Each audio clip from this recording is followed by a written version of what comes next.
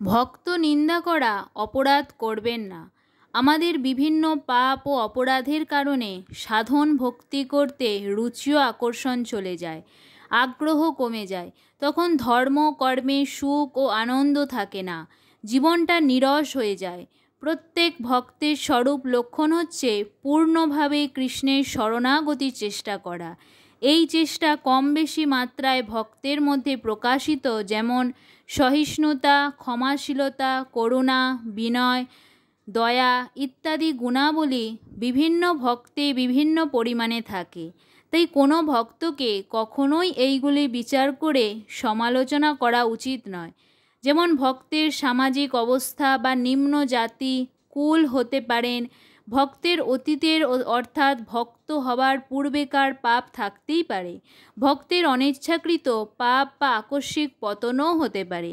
কিন্তু বৈষ্ণব অপরাধের প্রধান কারণ হচ্ছে অসৎ সঙ্গ করা, জড় বিষয়াসক্ত মানুষের সঙ্গ করা, যার প্রভাবে চিত্ত কলুষিত হয়ে যাওয়ায় ভক্তদের প্রতি বিদ্বেষ উদয় হয়।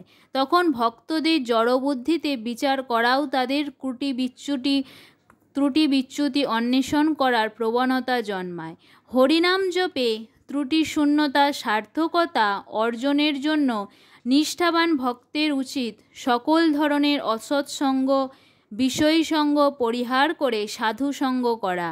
একজন বৈষ্ণবের কর্তব্য কি, এই বিষয়ে শ্রীচৈতন্য মহাপ্রভুকে যখন জিজ্ঞাসা করা হয়, তখন তিনি তৎক্ষণাৎ বলেন, অসৎসঙ্গ ত্যাগ এই বৈষ্ণব আচার। স্ত্রী সঙ্গী এক অসাধু কৃষ্ণভক্ত আর অর্থাৎ বৈষ্ণবকে সর্বদাই অসৎসঙ্গ ত্যাগ করতে হবে। স্ত্রীর প্রতি আসক্ত এবং শ্রীকৃষ্ণের প্রতি ভক্তিহীন ব্যক্তিরাই অসাধু। এই অসৎসঙ্গ ত্যাগই বৈষ্ণব আচার। স্কন্দপুরাণে 6 ধরনের বৈষ্ণব অপরাধ উল্লেখ আছে। হন্তি নিন্দতি বৈদেষ্টি বৈষ্ণবান্নাভিনন্দতি ক্রুদ্ধতে জাতি নহর্ষং দর্শনে পতনানি জট। যে ভক্তকে হত্যা করে, যে ভক্তের নিন্দা করে, যে ভক্তকে দেশ অর্থাৎ হিংসা করে, যে বৈষ্ণবকে দর্শন করে তার অভিনন্দন না করে, যে বৈষ্ণবের প্রতি ক্রোধ করে, ভক্তি দর্শনে যে আনন্দিত না হয়, অর্থাৎ এই 6 ধরনের বৈষ্ণব বিদেশী মূঢ়রা তাদের বহু বহু প্রজন্মের পিতৃপুরুষগণ সহ মহাবৈরব নামক নরকে অধঃপতিত হয়। একবার শ্রীচৈতন্য মহাপ্রভু শ্রীবাস অঙ্গনে ভক্তদের বলেন, প্রত্যেক জীবই শ্রীকৃষ্ণের শক্তি। যে জীব অপর জীবের নিন্দা করে, শ্রীকৃষ্ণ তার প্রতি অত্যন্ত রুষ্ট হন।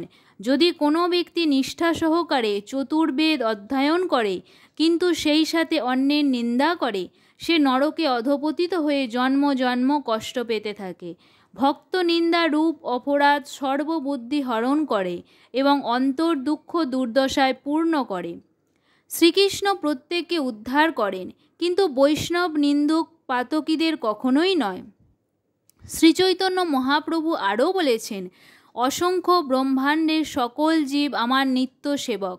সেই জন্য যে জীব অপর জীবকে অসম্মান করে তার সর্বনাশ হয়। কোনো সন্ন্যাসীও যদি কোনো নিরপরাধ সাধারণ মানুষকে অপমান করে, তাহলে সেই সন্ন্যাসীর পতন হয়, তার সকল পুণ্য ক্ষয় হয়ে যায়।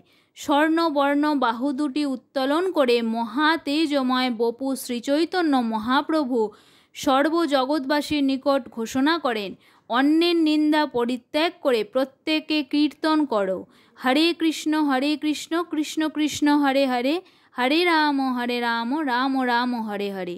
যে অন্য কারোর সমালোচনা করে না এবং নিষ্পাপ চিত্তে একবারও বলে কৃষ্ণ আমি স্বয়ং তাকে উদ্ধার করব, শ্রীচৈতন্য মহাপ্রভুর এই রকম বাক্য শ্রবণ করে ভক্তবৃন্দ সহর্ষে জয়ধ্বনি দিলেন, জয় জয় জয় জয় নিমাই, জয় নিতাই, জয় ভগবান শ্রীকৃষ্ণ।